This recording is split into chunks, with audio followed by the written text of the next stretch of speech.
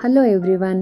In today's session, I am going to discuss the topic non-profit organization or NPO. So from exam point of view, this chapter is very important chapter. Blueprint ಪ್ರಕಾರ 1 ಮಾರ್ಕಿಂದ 1 question, 2 ಮಾರ್ಕಿಂದ 1 question, ಹಾಗೆ 12 ಮಾರ್ಕಿಂದ 1 ಕ್ವಶನನ್ನು ಈ ಚಾಪ್ಟರಿಂದ ಎಕ್ಸಾಮ್ಗೆ ಕೇಳ್ತಾರೆ. ಬಹಳ tough ಇದೆ, ಇದನ್ನು attend ಮಾಡೋಕ್ಕಾಗಲ್ಲ ಅಂತ ನೀವು ಅಂದ್ಕೊಂಡಿದ್ರೆ ಖಂಡಿತ ರಾಂಗ್. ಬಹಳ ಈಸಿ ಇರುವಂಥ, ಲಾಜಿಕ್ ಯೂಸ್ ಮಾಡಿ ಬಹಳ ಬೇಗ ಮುಗಿಸ್ಬಹುದಾದಂಥ ಟಾಪಿಕ್ ಇದು. ಈಸಿ ವೇಲಿ ಯಾವ ಥರ ಮಾಡೋದು ಅಂಥೇಳಿ ಹೇಳ್ಕೊಡ್ತೀನಿ. ಆದರೆ ಅದಕ್ಕಿಂತ ಮೊದಲು NPO ಬಗ್ಗೆ ಒಂದಷ್ಟು ಬೇಸಿಕ್ಸನ್ನು ನೋಡ್ಕೊಂಡು ಬರೋಣ.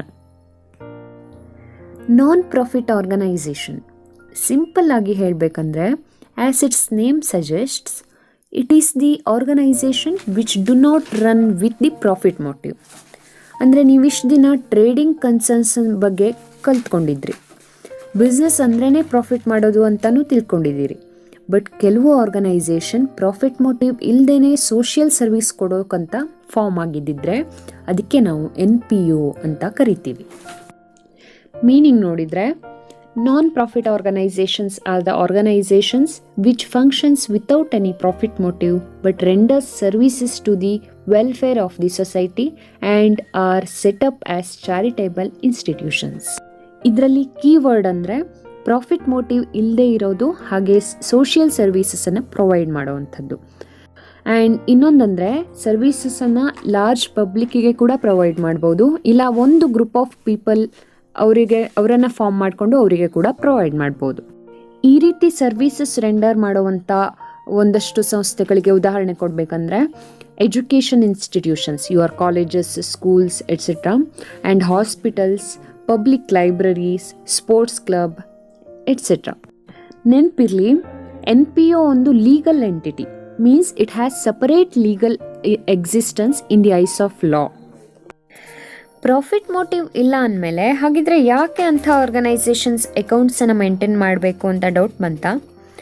ಪ್ರಾಫಿಟ್ ಬೇಡ ಸರಿ, ಆದರೆ ಸೊಸೈಟಿಗೆ, ಪಬ್ಲಿಕ್ಗೆ ಯೂಸ್ಫುಲ್ ಸರ್ವೀಸಸ್ ಕೊಡಬೇಕಂದ್ರೆ ಅವುಗಳಿಗೆ ಫಂಡ್ಸ್ ಬೇಕು ಅಲ್ವಾ?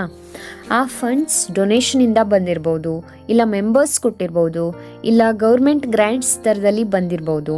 ಇದೆಲ್ಲ ಯಾವ ರೀತಿಲಿ ಯುಟಿಲೈಸ್ ಆಗಿದೆ ಅಂತ ಆ್ಯಸ್ ಎ ಲೀಗಲ್ ಎಂಟಿಟಿ ಅದು ಡಿಸ್ಕ್ಲೋಸ್ ಮಾಡಬೇಕಾಗತ್ತೆ. ಹಾಗಾಗಿ ಎಷ್ಟು ಅಮೌಂಟ್ ರಿಸೀವ್ ಆಗಿದೆ, ಏನೇನು ಎಕ್ಸ್ಪೆಂಡಿಚರ್ ಆಗಿದೆ, ಹಾಗೆ ಎಷ್ಟು ಫಂಡ್ಸ್ ರೇಸ್ ಆಗಿದೆ, ಇದನ್ನೆಲ್ಲ systematically as per statutory requirement financial ಸ್ಟೇಟ್ಮೆಂಟ್ಸಲ್ಲಿ ತೋರಿಸ್ಬೇಕಾಗತ್ತೆ. Therefore, there is a need for non-profit organizations to maintain the accounts and to prepare financial statements for the year ending. Let's learn those accounting treatments, but meanwhile, let's go through the features or characteristics of NPOs.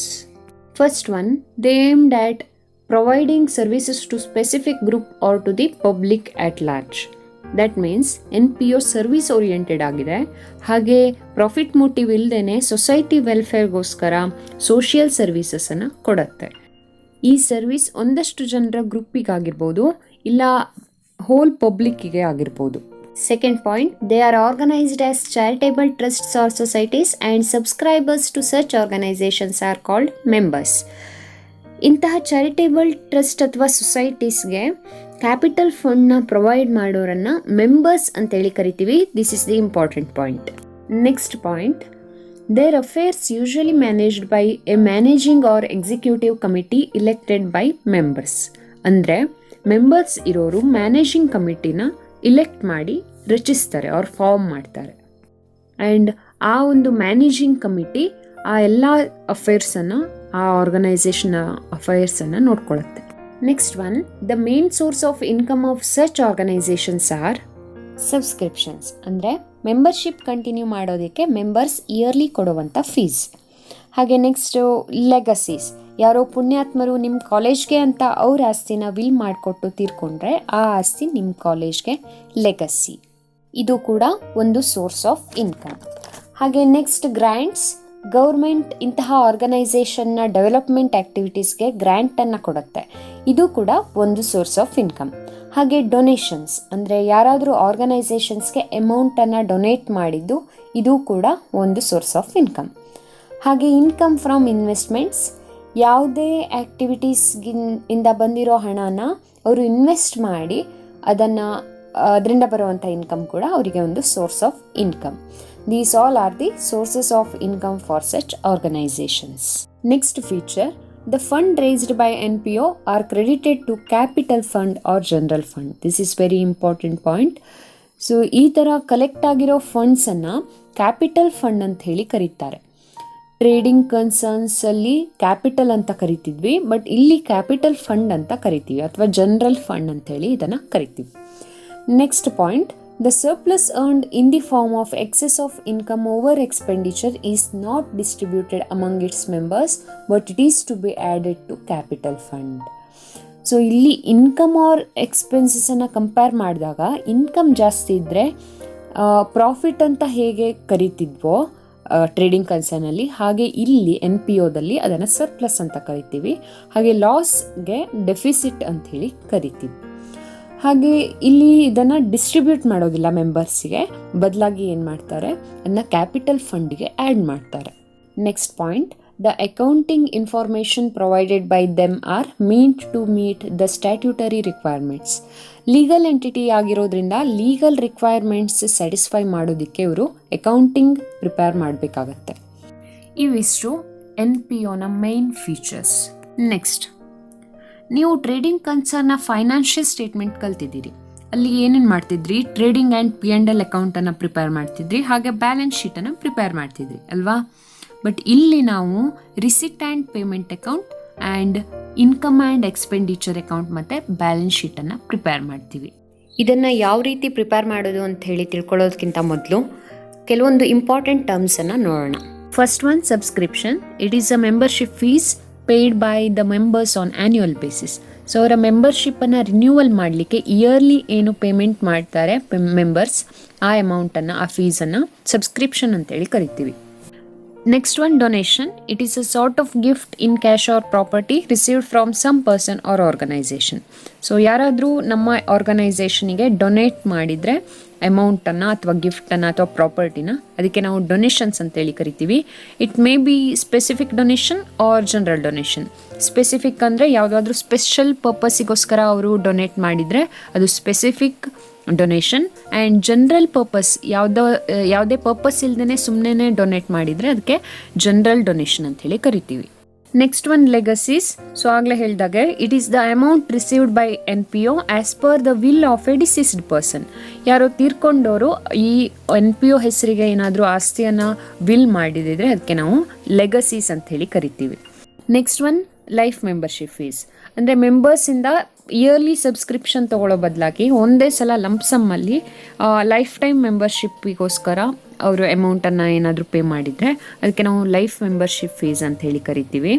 Next one, entrance fees. It is the admission fees paid only once by the member of NPO at the time of becoming member.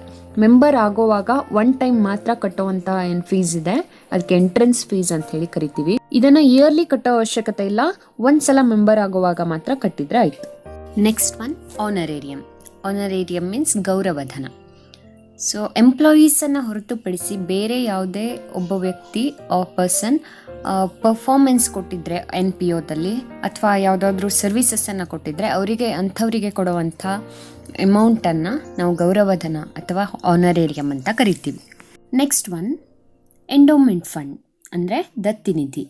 ಅಂದರೆ ಯಾರಾದರೂ NPOಗೆ ಒಂದು ಪರ್ಪಸ್ಗೋಸ್ಕರ ಅಮೌಂಟನ್ನು gift ಮಾಡಿದ್ದು ಅದನ್ನು ಬ್ಯಾಂಕಲ್ಲಿ ಇಟ್ಟು ಅಥವಾ ಬೇರೆಲ್ಲಾದರೂ investment ಮಾಡಿ ಬರೋವಂಥ ಇಯರ್ಲಿ ಇನ್ಕಮನ್ನು ಆ ಪರ್ಪಸ್ಗೆ ಯೂಸ್ ಮಾಡ್ತಾ ಇದ್ದರೆ ಅಂಥ ಫಂಡ್ಗೆ ನಾವು ಎಂಡೋಮೆಂಟ್ ಫಂಡ್ ಅಂಥೇಳಿ ಕರಿತೀವಿ.